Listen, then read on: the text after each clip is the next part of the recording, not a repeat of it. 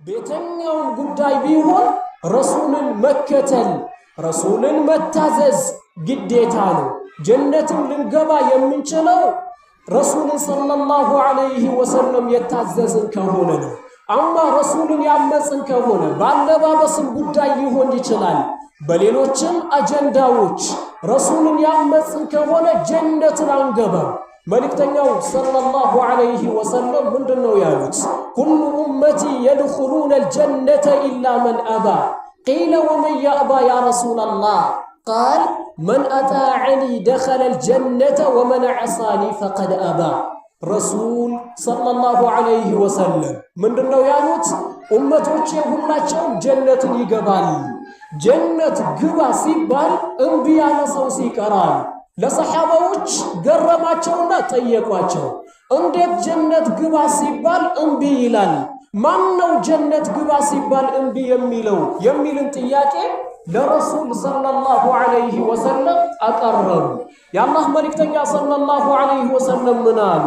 መን አጣዐኒ ደኸለል ጀነ፣ እኔን የታዘዘኝ ሰው ጀነትን ይገባል አሉ። ረሱልን መታዘዝ ማለት በተወሰኑ ጉዳዮችና በተወሰኑ አጀንዳዎች ብቻ አይደለም የሚያጠነጥነው።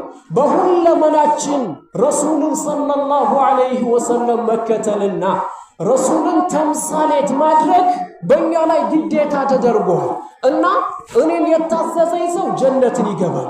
ወመን ዐሳኒ ፈቀድ አባ፣ እኔን ያመፀኝ ሰው ጀነት ግባ ሲባል እምቢ ብሏል ሲሉ ረሱል ሰለላሁ ዐለይሂ ወሰለም ተናገረዋል።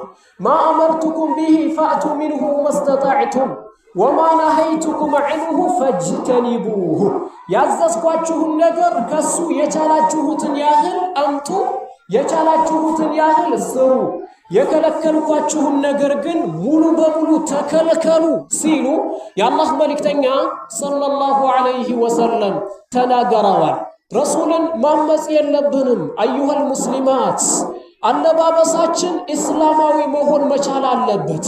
የሚጠቀሱ ነጥቦች ይኖራሉ። በጥሞና ተከታትለን ስናበቃ ረሱል ሰለላሁ ዐለይሂ ወሰለም ያዘዙበትን ልብስ ነው መልበስ ያለብን እንጂ የእስልምና ጠላቶች ሙስሊሞችን ለማሸምደድ ሙስሊሞችን ከዲናቸው እንዲከረበቱ ለማድረግና እስልምናን ተጥቢቅ እንዳያደርጉ ለማድረግ ያመጡትን የልብስ አይነት አይደለም መልበስ ያለብን።